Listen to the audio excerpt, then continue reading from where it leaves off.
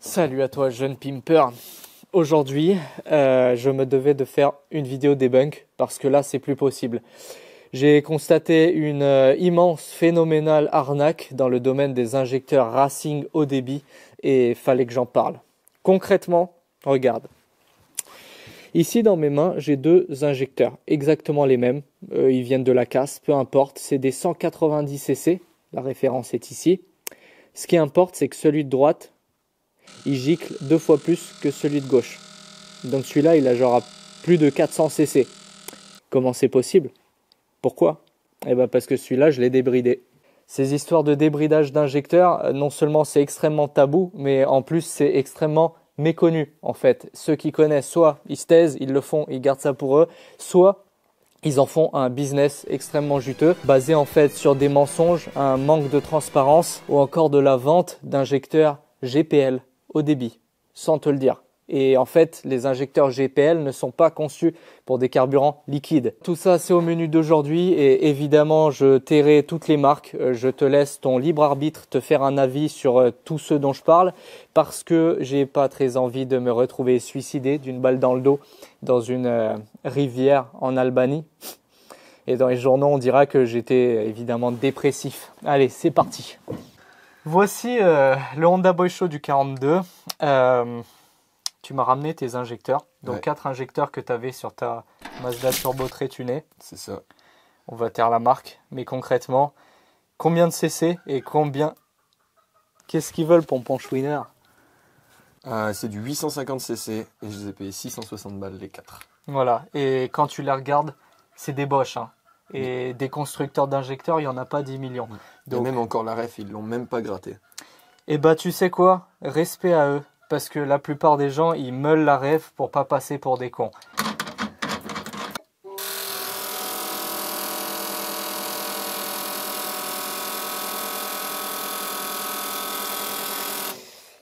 Et bah que dire? Il fonctionne.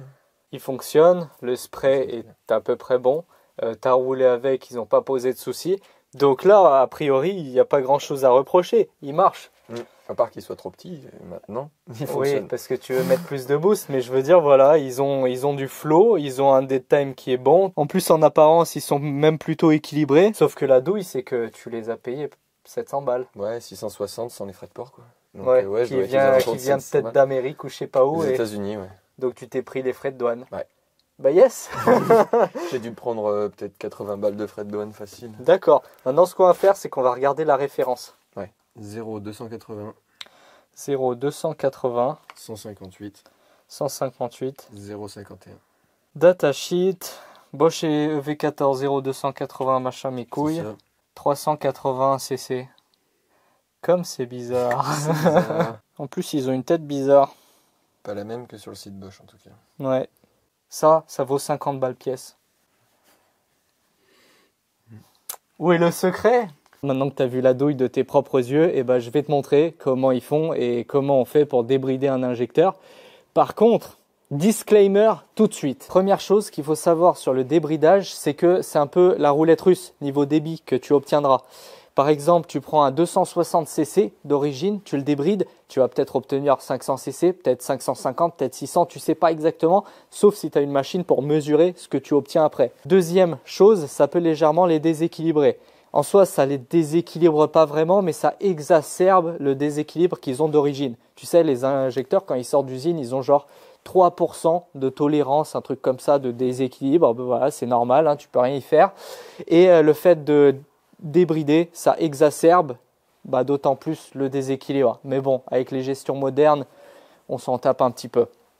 Troisième argument, je t'expliquerai tout à l'heure pourquoi je trouve que c'est du bullshit et que cet argument, c'est pas valable.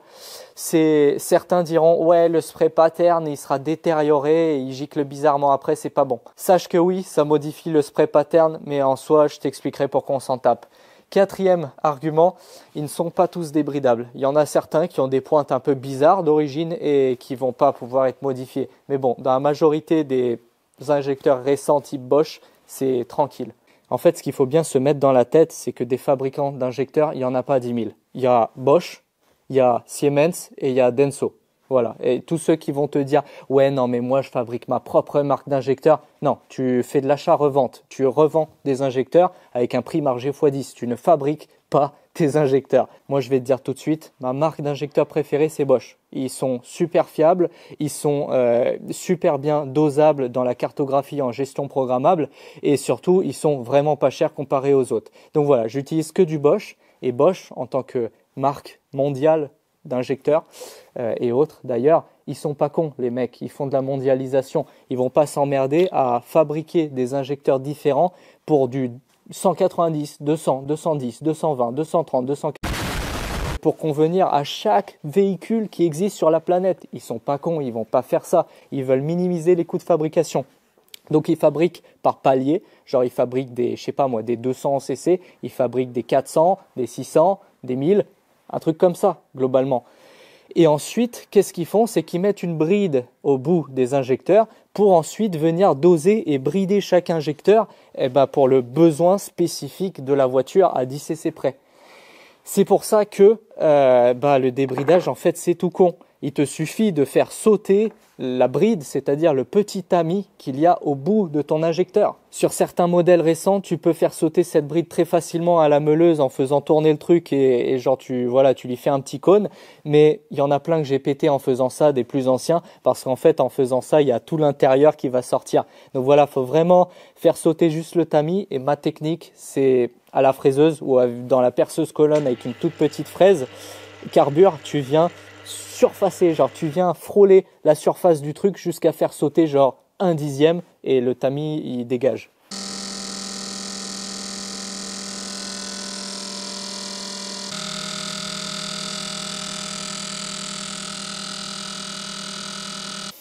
C'est absolument scandaleux, c'est affligeant de simplicité, ça m'a pris 5 minutes de ma vie et j'ai transformé un injecteur de 190 cc d'origine qui coûte absolument rien, surtout quand tu les prends à la casse. Ça, celui-là, c'est peut-être 30 € neuf, OEM de chez Bosch. Et je l'ai transformé en injecteur haut débit Racing 450 cc pour 0 €. Il me reste plus qu'à être un connard. Il me reste plus qu'à vendre ça comme injecteur Racing pour Ford Zetec et vendre ça 200 balles pièce. Évidemment, meuler la référence pour pas passer pour un con, faut quand même pas que ça se sache. Mais là, tu vas me demander comment je sais combien j'obtiens en termes de volume final après débridage. Et en fait, c'est très simple. Il va te falloir utiliser la règle de 3 ou produit en croix ou seule règle mathématique qui te servira dans ta vie. T'appelles ça comme tu veux. Donc 190 cc, ça donne 45 ml pour un temps de test T. On s'en tape du temps, c'est linéaire. Cette valeur, je la connais puisque j'ai juste à taper la référence de l'injecteur sur Google. Et Google, il va me donner la réponse parce que c'est connu, c'est répertorié chez Bosch. Et ensuite, notre flot inconnu, ça donne 105 ml. Et bien, produit en croix, ça fois ça divisé par ça. 190 fois 105 divisé par 45 égale 443 cm3. Maintenant, tu sais calculer ton volume obtenu et tu vas peut-être me demander « Oui, mais maintenant, je ne connais pas mes dead time, les temps morts et tout ça. » Mais on s'en tape en fait, tu n'as pas touché à l'intégrité de ton solénoïde. Donc le dead time est exactement le même que d'origine. Et pareil, le dead time, tu le trouves sur Google avec la référence inscrite sur le côté. Voilà, donc là maintenant tu as vu de tes propres yeux la différence entre un injecteur bridé d'origine et son homologue débridé côte à côte. Et tu vois clairement que oui, le spray pattern il est modifié dans le sens où ça gicle beaucoup plus, donc forcément que c'est moins atomisé. Tu peux pas avoir une atomisation faite pour un moteur de 90 chevaux et une atomisation pour un moteur hautement préparé de 400 chevaux qui doit boire 3 litres d'essence à la seconde. Là ici j'ai dans les mains un injecteur 1000 cc. C'est un 1000 cc OEM Bosch, donc sorti d'usine, qui coûte entre 45 et 50 € pièce. Donc tu vois la preuve que pour 1000 cc tu n'as pas besoin d'y mettre 200 balles. Et c'est ce que je monte sur la Fista, donc c'est ce qui tourne dans la Fista et ça sort environ 450 chevaux à l'éthanol. Tu vois qu'il est bel et bien bridé avec un tamis sur la pointe et donc on va le monter dans la machine de test et tu vas voir à quel point son jet c'est un truc de porc.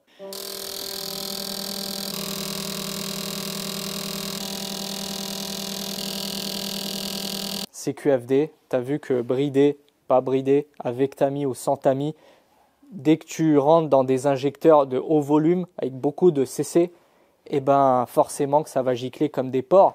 Sur le 1000 cc que je t'ai montré avec Tamiya d'origine, tu as bien vu que son spray pattern il est dégueulasse, ça gicle comme un pipeline. Bah oui, c'est un 1000 cc. Tu peux pas avoir l'atomisation qu'a un 200 cc d'origine tout petit, tout mignon. Ça va gicler comme un robinet ouvert, ça va pas être. La réalité des choses, c'est que ton moteur il s'en bat les couilles de l'atomisation et du spray pattern quand tu es à 7000 tours, 2 bars rupteurs. Il s'en fout, ça va tellement vite, tout brasse tellement fort, c'est tellement violent ce qui se passe à l'intérieur. Et surtout que tes soupapes, elles se prennent des explosions dans la gueule et elles sont à 400 degrés. Donc que tu gicles liquide ou pas, joli spray pattern ou pas, il s'en tape totalement. Ça fait le même effet que quand tu jettes de l'eau sur une plaque de cuisson brûlante, ça fait instantanément. Bah ouais, c'est comme ça. Et même si tu me dis que d'origine, il y a des injecteurs qui ont un tamis fait exprès pour que ça divise le jet en 2 cônes pour gicler sur chacune des soupapes. Et oui, enlever la bride, bah, ça va faire un seul cône unique et qui va gicler beaucoup plus. C'est pas grave, à part évidemment au démarrage à froid et à très bas régime. Au ralenti par exemple, quand il fait moins 5 degrés dehors et tu tournes à l'éthanol. Ça malheureusement c'est un compromis que tu es obligé de faire. Soit tu veux des chevaux, et donc oui, tu mettras 2 coups de clé le matin quand il fera moins 5 à l'éthanol pour démarrer, ou peut-être 3 si tu as mal réglé ta caisse, et tu compares un Scénic de daron d'origine de 90 chevaux, oui, bah ça va craquer au quart de tour. Bah ouais, normal, la brumisation ça sera pas la même et l'éthanol c'est pas très volatile, donc plus tu le brumises, plus ça va craquer à froid. Mais comme je te dis, c'est un compromis que même Bosch. Alors, le plus gros injecteur que vend Bosch, OEM, vendu comme ça, OEM, c'est un 1462 cc. Et si tu regardes sa buse, elle n'a pas de tamis, elle est débridée d'origine. Parce qu'en fait, cet injecteur 1460 plus cc de chez Bosch, c'est un 1000 cc que je t'ai montré tout à l'heure, avec le tamis qui n'a pas été mis. Et il est vendu comme ça, et ça marche très bien. OEM, c'est d'origine. Donc viens pas me dire que le tamis va modifier le fonctionnement de ton aile. Non, ça n'a rien changé. Comme d'habitude, je remercie Ovoco, mon sponsor préféré pour toutes leurs pièces pas chères des casques des pays de l'Est. Par exemple, les injecteurs cobayes de l'épisode d'aujourd'hui sont tous issus de moteurs que j'ai achetés chez Ovoco. Ils ont des millions de pièces automobiles de toutes les casques partenaires partout en Europe. Tu rentres tout simplement le modèle de la voiture, le nom de la pièce et tu choisis ta préférée selon les infos, le prix et le véhicule de provenance. L'autre jour, j'étais sur Le Bon Coin et j'ai vu une boîte auto 8 HP 45 qu'un mec essaie de refourguer 1200 €. C'est les prix en France, sauf que sa boîte, il a payé 300 balles chez Ovoco. Il essayait de refourguer la patate chaude parce qu'il n'a pas pris la bonne référence, pas la bonne cloche de boîte et il pouvait rien en faire. Mais le plus marrant, c'était son argument de vente, comme quand on swap des K24 dans des Sierra avec. Mais t'inquiète pas, t'as aussi des boîtes méca qui prennent 1000 Newton à 200 € ou des moteurs de Lambo V12. On sait jamais, hein, ça peut toujours servir. En tout cas, ce que tu vois sur les photos, c'est ce que tu payes. 1 semaine de livraison, 14 jours de retour possible. C'est testé et approuvé 1000 fois. Tu as mon lien en description, donc n'hésite pas à checker parce que c'est vachement éco-responsable. Pour résumer, je viens de dire que le débridage, certes, c'est ultra tabou et ultra peu connu dans le milieu, mais pour autant, ça se fait régulièrement et il n'y a aucun problème de qualité. En fait, tant que tes injecteurs de base que tu as modifiés, c'est des Bosch, la fiabilité, elle y est. Tu modifies en rien l'intégrité de ton injecteur. Mais pour autant, je crache comme un porc sur les marques qui vendent des injecteurs comme ça 200 balles pièce. Et parce qu'en fait, ils mentent avec du bullshit du genre ouais, c'est notre marque Racing d'injecteurs fait exprès pour la haute performance, pour des conditions extrêmes, au lieu de te dire qu'en fait c'est juste des injecteurs 300 cc qu'ils ont raboté la tronche, tu vois. Ça, ils te le diront jamais. Et genre ils sont là à zouker tous les serpents du Nil tellement ils font du pipeau en mode oui tu comprends c'est des injecteurs développés en partenariat avec Bosch, tu vois, c'est des corps en inox faits pour la haute performance, les pressions et températures extrêmes. Non, c'est juste des injecteurs sortis d'usine Bosch que tu auras payé 5 fois trop cher parce qu'ils ont allègrement mis leur marge de gros porc. Et à côté de ça, ils surfent sur la peur du client en fait. Tu sais, ils te fournissent une fiche d'équilibrage de tes injecteurs. Ils disent que chez nous, ils sont équilibrés. Et s'ils ne sont pas équilibrés, si tu n'as pas ce papier-là, ton moteur il va exploser. Alors qu'en fait, ça change absolument rien parce que les injecteurs sortis d'usine Bosch, ils ont des contrôles qualité. En fait, ils sont dans une tolérance de genre 3% d'équilibrage près. Et ton moteur, quand tu vas lui gicler dedans, il s'en fout que tu lui mettes 3% de moins ou 3% de plus. Il va même pas le voir, même pas faire la différence en fait. Et donc cette fiche d'équilibrage, tu peux te torcher le cul ou te chauffer l'hiver avec. Et pareil, en bas, tu auras un tableau avec les temps morts.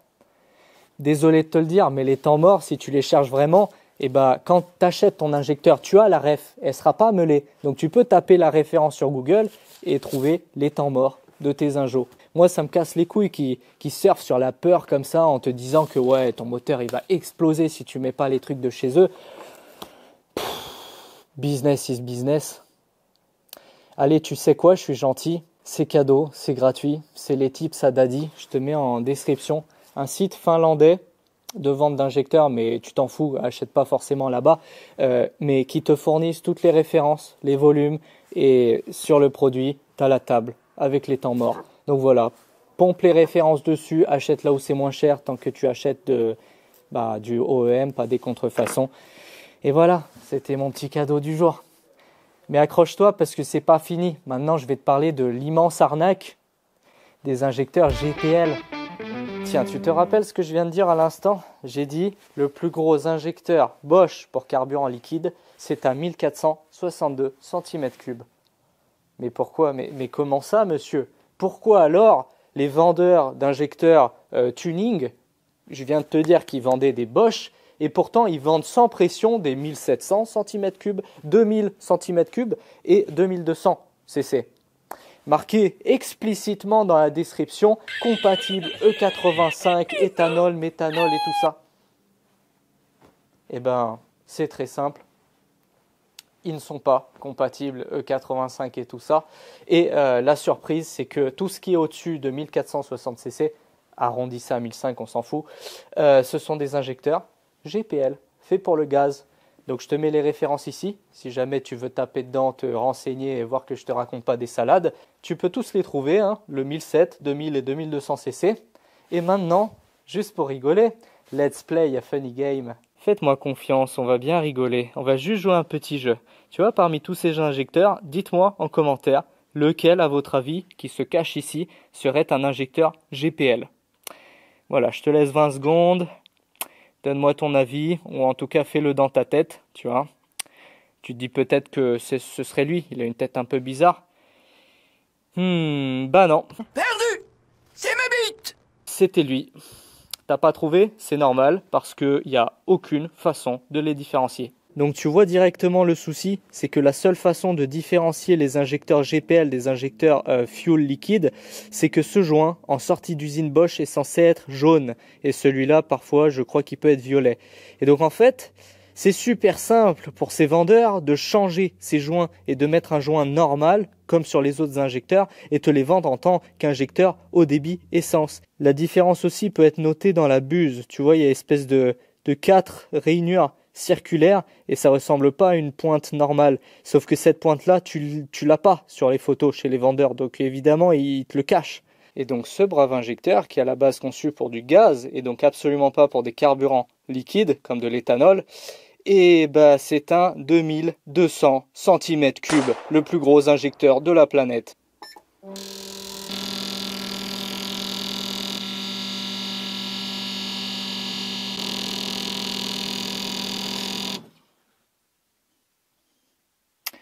Voilà, voilà. On va voir aussi s'il tient un ralenti correct.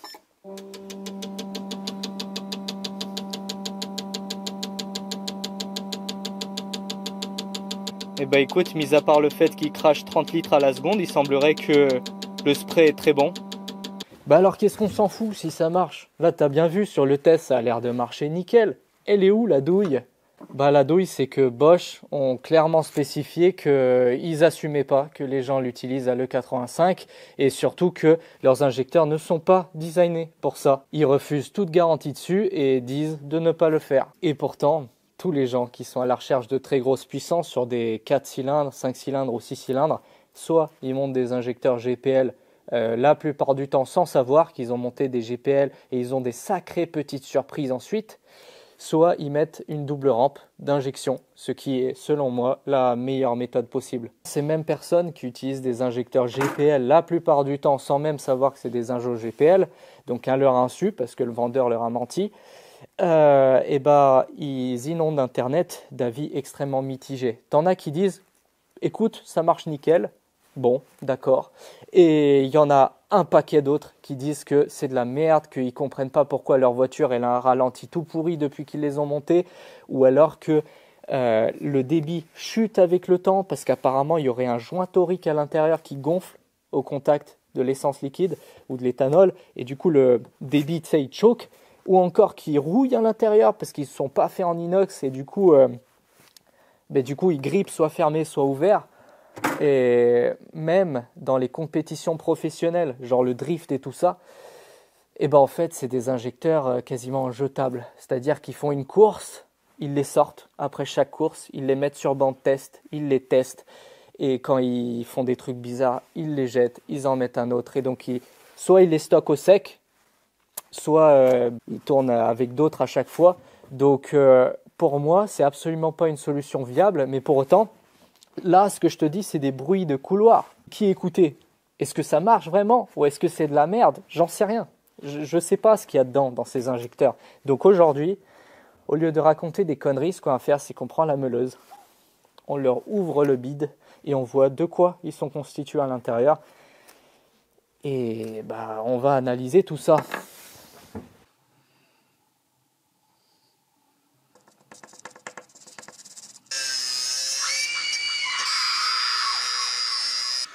Terminé, bonsoir. Bon, j'avoue, c'est peut-être pas la meilleure façon de les ouvrir en deux. Alors, j'ai tout dépouillé hors caméra, chaque petit composant ici, et un petit peu analysé le truc. Donc on a le corps de l'injecteur avec le bobinage, tu vois, la bobine de cuivre qui sert à le faire ouvrir et fermer. On a même une bonne surprise ici, qui est un filtre. Ces injecteurs sont équipés d'origine avec un filtre, donc en soi, normalement, tu n'as plus besoin d'en mettre. Et si jamais il est bouché, tu as juste à nettoyer le filtre. Et normalement, c'est bon. Par contre, verdict qui me rend triste, c'est que Internet avait raison. Cette pièce-là, qui est juste derrière la buse, bon, désolé, tu vois pas très très bien parce que j'ai pas de caméra microscopique, mais en gros, juste derrière le tamis de la buse, on a ici un joint torique qui fait l'étanchéité, et c'est un joint en NBR. Et le NBR en immergé dans l'éthanol, ça ne tient pas. C'est pas du tout la même conception de la pointe des injecteurs normaux, et donc oui, je peux affirmer à 100% que ça ne peut pas tenir l'éthanol dans la durée, et en immergé, c'est pas possible, c'est impossible. Dernier test, voir si les corps sont en inox ou en fer. Je vais approcher un aimant. Bon, déjà une partie qui se colle à l'aimant. Deuxième partie qui se colle à l'aimant. Tout se colle à l'aimant. Donc oui, il peut totalement rouiller. Et oui, le joint torique en NBR à l'intérieur ne peut pas tenir l'éthanol. Fait chier, désolé. Le verdict ne me fait pas du tout plaisir. J'aurais aimé pouvoir vous dire que ces injecteurs sont utilisables à l'éthanol, mais ce n'est juste pas possible. Parce que le NBR en immergé gonfle, plongé dans l'éthanol au bout de quelques semaines. C'est ce qui m'est arrivé sur de multiples durites de carburant immergé dans le réservoir. Et ouais, Bosch a raison, Internet a raison, les injecteurs GPL vendus comme étant compatibles E85, c'est physiquement impossible que ça le soit. Ça va peut-être marcher une semaine, peut-être marcher un mois, et après tu vas satelliser ton moteur. Donc, moi, sur mon K24, je mets une double rampe avec des 1000 cm3. Comme ça fait 2000 au total. Et je ne vois pas ce que je peux faire autrement. Mais dernière chose, pour nuancer, il y a un injecteur que je ne peux pas placer dans le même panier que les autres et que je ne peux pas cracher dessus comme dans cette vidéo. C'est le Injector Dynamics ID 1700X. Ils jurent devant la planète entière, ils le disent partout, ils flexent de partout, même en facecam, yeux dans les yeux, tu vois. Ils disent que c'est un injecteur qu'ils ont développé en partenariat avec Bosch et qu'ils ont fabriqué des pièces dedans et Bosch l'a assemblé pour eux.